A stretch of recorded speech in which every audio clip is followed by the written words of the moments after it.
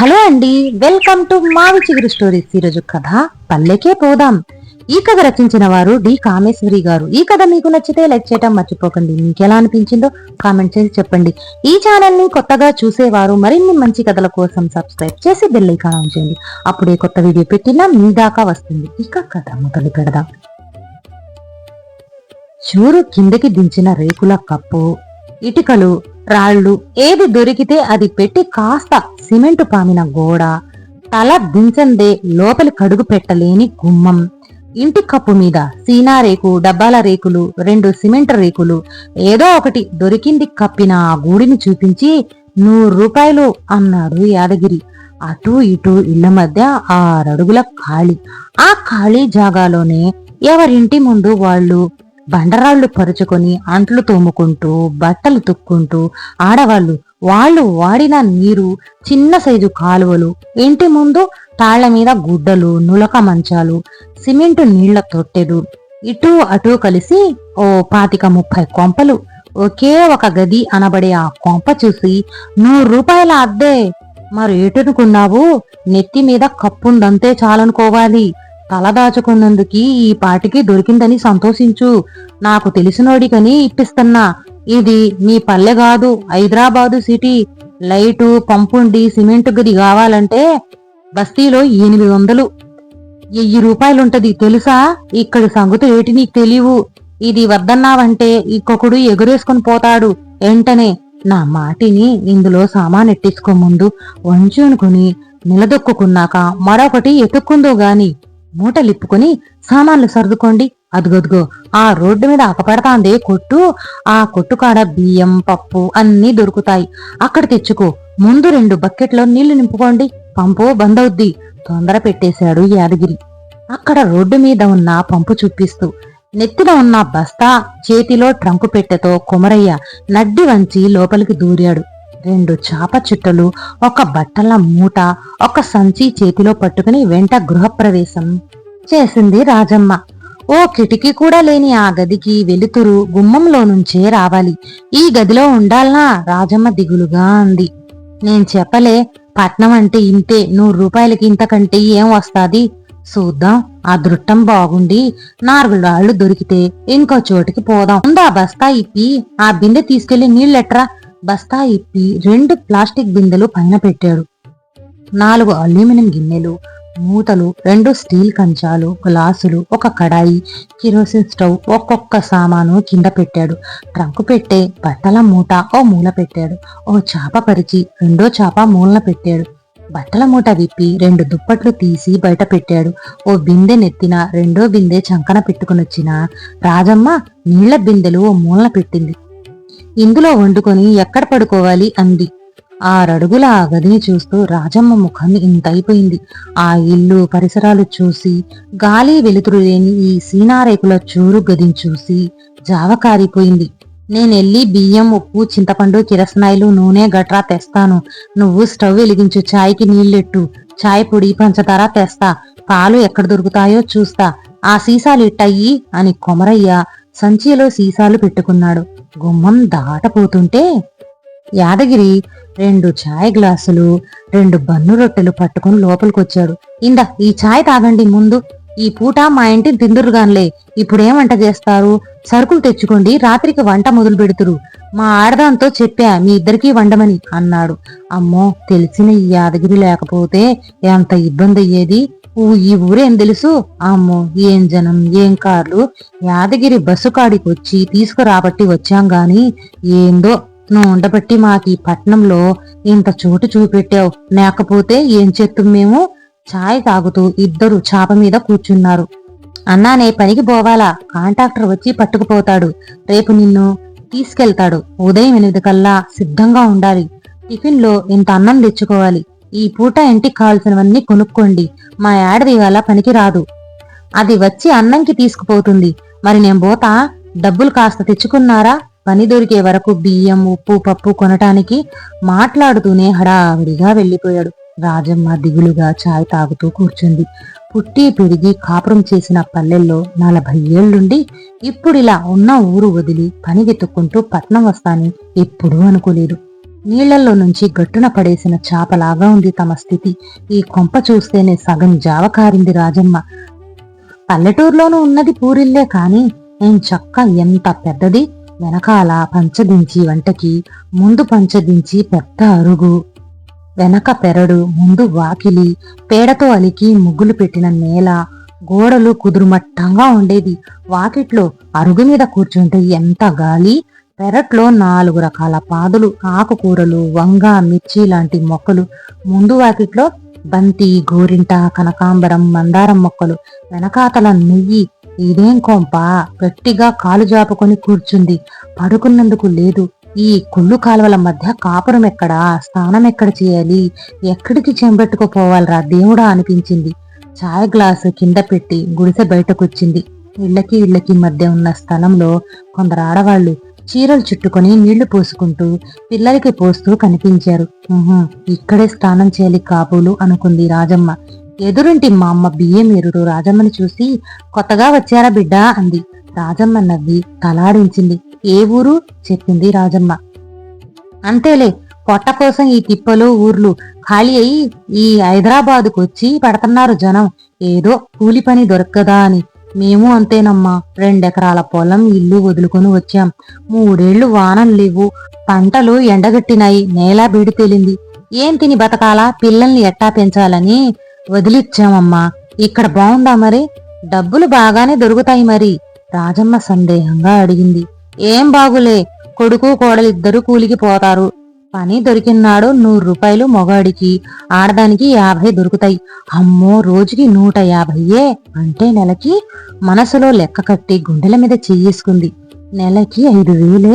ఏడాదంతా పొలం మీద కష్టపడ్డా, గింజలమ్ముకున్నా అంత డబ్బు ఏడాదికొక్కసారన్నా కళ్ళు చూడతాము. రోజు పని దొరుకుద్దా? ఒక్కోసారి 3-4 రోజులకు దొరకదు. దొరికిన రోజు బియ్యం, పప్పు, నూనె, సరుకులు కొంటారు. ఇంటికాడ 5గురం తినాలి, ఇంటద్దే ఇయ్యాలి. ఇక రాజమ్మ ఆశ్చర్యపోయిన దానికి మా అమ్మ జవాబిచ్చింది. రోజు పని దొరకదా? రాజమ్మ అమాయకంగా అంది. ఏడ దొరుకుద్ది? మనలోంటోళ్ళు 100 మంది ఊరొదిలి పట్నం వచ్చి కూలి పనికి ఎగబడుతున్నారు. ఒక్కో మేస్త్రి ఒక్కో గ్రూపు పెట్టుకుంటారు. రోడ్ల తవుడు పని, బిల్డింగ్ల పని ఏదో ఒకటి ఉంటది. పనులు ఏడున్నాయి, కూలీలు బోల్డ్ మంది గదా. ఈ ఇల్లంతా పోయి ఒక్కో సెంటర్లో కూర్చుంటారు. మేస్త్రీలొచ్చి మాట్లాడుకొని పనున్న చోటికి తోలుకుపోతారు. ముసలమ్మ వివరించింది.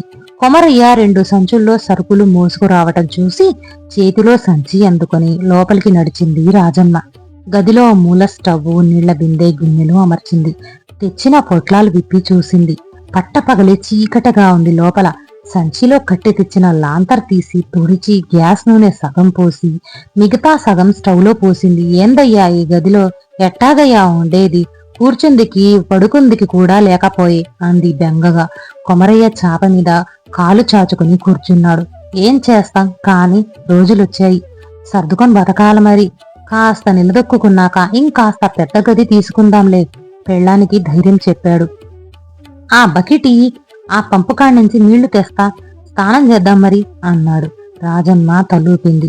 12 గంటలకి యాదగిరి పెళ్ళాం సుజాత వచ్చి భోజనానికి తమ ఇంటికి తీసుకువెళ్ళింది. వేడన్నం, పప్పుచారు, చింతకాయ తొక్కు వేసింది. ఉల్లిపాయ ముక్కలు, కాసింత చింతపండు పిసికి పచ్చిమిరపకాయలు వేసి పక్కన వేసింది. కాస్త బిడియంగా, కూర వండలేదక్కా, కూరగాయలు కొనేటట్టు లేదు, గుడ్డు కూర రాత్రికి చేస్తా, ఆడుంటాడు కదా రేత్రికి, రేత్రి కూడా ఇడనే తిందురు రండి అంది. వద్దమ్మా, రాత్రికి వంట చేస్తాలే అంది రాజమ్మ. రండక్క, అంతా కలిసి సరదాగా తిందాం, రేపట్నుంచి ఎవరి పాటు వారిదే గదా. నాకవసరం వచ్చిన్నాడు నీవు కూడా నాకు పెట్టవా అంది చనువుగా. కూరగాయలు చాలా ప్రియంగా ఉన్నాయా? రాజమ్మ తింటూ ఆరా తీసింది. అబ్బే, ఏది చూడు, పావు 4, 5కి తక్కువ అనేది లేదు. ఇంట్లో 5గురం, అర్ధ కిలో అన్నా ఉండాలి కదా. పూటకి ఓ కూరకి 10 రూపాయలు ఎక్కడ ఖర్చు పెట్టేది? ఇంత పప్పు ఉడికేసి ఏదో ఆకుకూర పడిస్తే ఏం చెయ్యాలి? ఆ కరువు రోజు రోజుకి పెరుగుతూనే ఉంది. 100 రూపాయల కూలీ వస్తాదన్న పేరే. ఏది కొనబోతే అదే అడవి. పప్పు 30 రూపాయలు, బియ్యం 12, పంచదార, చామ నూనె, గ్యాస్ నూనె ఎన్ని కొనుక్కోవాలి సంసారానికి? పైన ఎదిగొచ్చే పిల్లలు, బట్ట పాత, ఇంకా పిల్లగాళ్ళు సిన్నోళ్లు బడికి పోతల్లా, లేకపోతే వాళ్ళ పుస్తకాలు అదో ఖర్చు. ఆడవాళ్ళిద్దరూ సంసార గొడవలు ధరల గురించి మాట్లాడుకుంటూ తిన్నారు. కొమరయ్య తిని చేయి కడుక్కొని గుడిసెకి పోయి చాప మీద పడుకున్నారు. పట్నం సంగతులు, ఏవి ఎక్కడ కొనాలి, ఏం దొరుకుతాయి, నీళ్ళెప్పుడు వస్తాయి, పాలు యాడ్నుంచి తెచ్చుకోవాలి, వివరాలన్నీ మాట్లాడింది Rajamma. Liberty centre petrol bunk దగ్గర ఉదయం 8 గంటల కల్లా ఓ 50-60 ఆడామగ కూలీ పనుల కోసం ఎదురు చూస్తూ కూర్చుంటారు. ఈ పొద్దు నేను ఒక్కడ్నే పోయొస్తాను అనలేంది, చూసి రాని, రేపు నీ వద్దులే అన్నాడు కొమరయ్య. అవును, ఈ పొద్దు మేస్త్రికి చెప్పని, రేపు తీసుకెళ్తా చెప్పి అన్నాడు యాదగిరి కూడాను. 8:30 కల్లా మేస్త్రి వచ్చాడు. ఈ ఏళ స్లాబ్ పనుంది, మొత్తం 12 మంది కావాలి నాకన్నాడు. యాదగిరి కొమరయ్యతో పాటు మరో 10 మందిని తీసుకుని వెళ్ళాడు మేస్త్రి. ఆ రోజు స్లాబ్ పని మధ్యలో ఆపేది లేదు కనుక రాత్రి 7 గంటల వరకు సాగింది.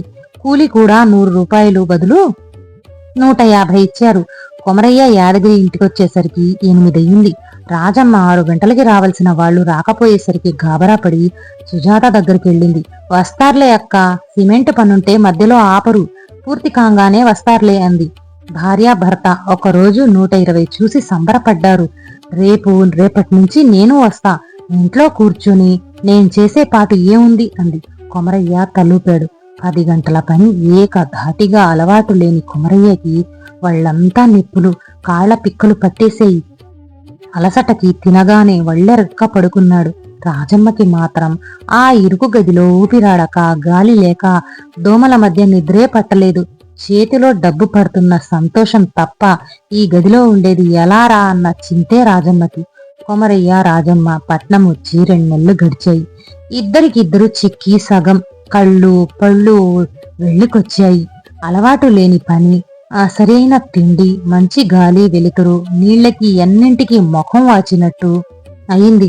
ఇద్దరికి ఊర్లో 2 ఎకరాల పొలం, ఏదో నాటులప్పుడు కోతలు కుప్పనూర్పిడి టైము ఏడాదికి 2-3 నెలలు తప్ప మిగతాప్పుడు ఏదో అలా పొలం వెళ్లి కలుపు మొక్కలు పీకటం, కాస్త కాలువలు మట్టి సరిచేయటం, నీళ్లు మోటారు వేసి నీళ్లు పెట్టడం, అలా కాసేపు తిరిగి వస్తే అయిపోయేది. వచ్చేటప్పుడు పొలం గట్లంట వేసిన ఆనపకాయో బీరకాయలో, గట్లంట తవ్విన కందమూలాలో, గుమ్మడికాయలు ఏదో మూట కట్టి తెచ్చేవాడు. అక్కడ చేతిలో డబ్బులు ఆడకపోయినా తిండి గింజలకి అధరుకి తడుముకోలేదు ఎప్పుడు. పెరట్లో కాసిన వంకాయలు టమాటోలు కలిపి ఓ కూర, 4 చింతకాయలు ఏరుకొచ్చి ఇంత పచ్చిమిర్చి వేసి పచ్చడి నూరేది. ఆనపకాయ కాస్తే పప్పులో వేసేది. మామిడికాయ కాలంలో అయితే చెట్లంచి రాలిన కాయలు పచ్చడి నూరేది. ఏ కాలంలో ఆ కాలంలో కూర నారా కొనకుండా దొరికేది. ఇంట్లో నూటిగట్టి దగ్గర అరటి చెట్టు గెలేసి నీళ్లు కాలవ చేసి వంగ, టమాటా, బెండ, ఆకుకూర వేసేవారు. పొలం గట్ల మీద ఆనప, గుమ్మడి వేసేవారు. దోసపాదు ఇంటి కప్పు మీద పాకేది. తిండి గింజలు పండేవి. కూర నారకి లోటు లేదు. ఆ ఊరికా ముందు ఇంటి గొడ్లశాలలో గడ్డి గాదం శుభ్రం చేస్తే ఇచ్చే పేడ పట్టుకొచ్చి పిడకలు చేసి ఎండు పుల్లలు తోటలంగా ఏరుకొస్తే పొయ్యి కిందకయ్యేయి. గొడ్ల సావిడి శుభ్రం చేసినందుకు 1 గ్లాసు పాలిచ్చేది దొరసానమ్మ. చాయ్ తాగటానికి అవి సరి. నూనె, పప్పు, పంచదార లాంటివి కొంటే సరిపోయేది. ఇంట్లో 2 కోళ్లుండేవి, గుడ్లు పెట్టేవి. కూరకయ్యేది అప్పుడప్పుడు. మంచిగా తినేవారు. మంచినీరు, గాలి, ఆరోగ్యం ఉండేది. ఇక్కడికొచ్చిన 2 నెలల్లో పని దొరకని రోజులే ఎక్కువ. దొరికినాడు అలవాటు లేక వళ్ళు పులిసేది. ఇక్కడ ఉల్లిగడ్డ మొదలు కూర, నార, బియ్యం, గ్యాసు నూనె, పాలు అన్నీ కొనాల్సిందే. కూరల ధరలు మండిపోయి కూర లేకుండా ఇంత పప్పుచారు, 2 ఉల్లిగడ్డలు, చింతపండు, ఎండుమిర్చి, నూరిన పచ్చడి తప్ప నాలుగుకి రాసుకునేందుకు ఏమీ దొరకలేదు. 2 గుడ్లు పెట్టి కూర చేసేది అప్పుడప్పుడు. శుభ్రంగా స్నానం చేసి ఎన్నాళ్ళో అయినట్టు అనిపించింది ఇద్దరికి. బకెట్ నీళ్లు మోసుకొచ్చి స్నానం, మరో బకెట్ గిన్నెలకి, బట్టలకి. బోరు పంపు కొట్టి కొట్టి చేతులు పడేవి. ఒక్క దోమల మధ్య కంటి నిండా నిద్రపోయి ఎన్నాళ్ళయ్యింది అనిపించసాగింది. మధ్యలో 2 సార్లు రాజమ్మకి మలేరియా పట్టుకుంది. సిమెంట్ పని అలవాటు లేక కొమరయ్యకి దగ్గు, ఆయాసం, మందులు, డాక్టర్ ఖర్చులు. ఉడకపోత, గాలి దూరని గుడిచెలో ప్రాణం నొంగ చుట్టుకొని పోయేది. పల్లెలో 2 నునక మంచాలేసుకుని వీధి గుమ్మంలో పడుకుంటే ప్రాణం ఎటు వెళ్లిపోయినట్టుండేదో. ఇక్కడ బయట మంచం వేసుకుని పడుకునే చోటే లేదు. ఇంకో కొంప చూడు అని పోరు పెట్టింది రాజమ్మ. యాదగిరి, కొమరయ్య తిరిగి తిరిగి చూశారు. కాస్త గది ఆకారం ఉంటే చాలు. 500కి తక్కువ లేదు. కరెంటు బల్బు ఉంటే 600. తెచ్చుకున్న దానిలో 500 అద్దెపోతే ఏం తినాలి? బియ్యం గ్యాస్ నూనెకే 500 అవుతుంది. 2 నెలలు కూలికి పోతే తెచ్చింది ఖర్చయిపోయింది. చూసుకుంటే చేతిలో 200-300 మించి లేదు. చీరలు చినిగాయి. ఓ ధోతి చొక్కా కొనాలని దాచిన డబ్బది. ఎక్కడ గొంగళక్కడే అన్నట్టుంది పరిస్థితి. తమ ఊరి వారంతా సగం మంది ఎకరా 2 ఎకరాలున్న సన్నకారు రైతులంతా వానలు లేక నీరందక పొలాలు వట్టిపోయి 3 ఏళ్లుగా అప్పుల పాలై ఉన్న ఊరు వదిలి కూలి పనులకి పట్నం పోయారు. సిటీలో రోజుకి 100 రూపాయల కూలి. ఇక్కడ ఏడాదంతా కష్టపడ్డా దొరకని డబ్బు నెల రోజుల్లో సంపాదించుకుంటున్నారని వెళ్లిన వాళ్ళు కబూర్లు ఈ నోట ఆ నోట పాకి ఒకరి తర్వాత ఒకరు వలసపోయారు. కొమరయ్య సంసారం చిన్నది. పుట్టిన కొడుకులు పాము కడిచి 10 ఏళ్లకే చనిపోయాడు. కూతురు అయినింటే సుఖంగా కాపురం చేసుకుంటుంది.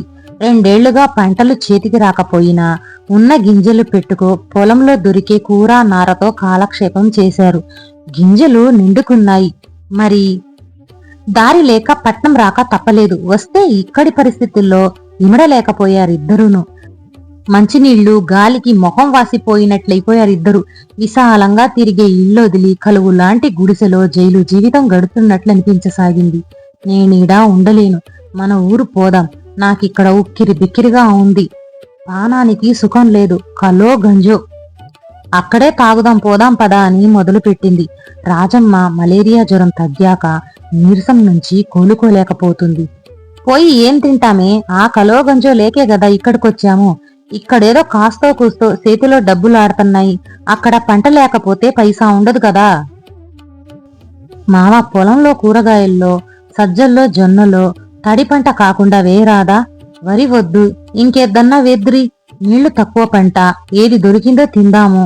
తిన్నా తినకపోయినా గాలి నీరన్నా ఉండేది. ప్రాణం ఎప్పుడు సుఖంగా ఉండేది. ఈడకొచ్చిన దగ్గర నుంచి రోగమే. నాకేం బాగోలేదు, పోదాం పదా. అంతం పట్టింది రాజమ్మ. కొమరయ్య ఆలోచనలో పడ్డాడు. అతనికి సంతోషంగా లేదిక్కడ. కాని వేరే దారేది? పొడి పంటలేసి కూరగాయలు వేసి అవి అమ్ముకుని తిండి గింజలు కొంటే కూరగాయలకైనా నీరు కావాలి గదా. దేవుడి దయ వల్ల ఇంటికాడ నొయ్యిలో ఎప్పుడు నీరుంటుంది. కష్టపడి నీరు మోసి మొక్కలకు పోస్తే పండిన కూర నార రైతు బజార్ తెచ్చి అమ్ముకుంటే ఇద్దరికి బతు గడవదా.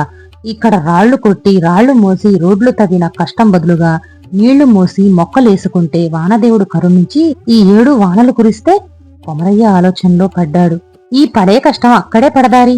పెరడంతా బాగు చేసి కూరగాయ మొక్కలు వేద్దాం, పొలం గట్లంట కూడా వేద్దాం, టమోటో వంగ బెండ నీరు తోడిపోద్దాం, సజ్జలు వేద్దాం. ఈసారి చూద్దాం ఎట్లా జరుగుద్దో. రాజమ్మ ప్రోత్సాహమిచ్చింది. వచ్చినప్పుడు తెచ్చుకున్న 3 వంతులతో మళ్లీ తిరుగు మొహం పట్టారు. కొత్త ఆశతో, కొత్త ఊహలతో, కొత్త ఉత్సాహంతో. ఈ కథ నచ్చితే లైక్, షేర్ చేసి తప్పకుండా సబ్స్క్రైబ్ చేయండి.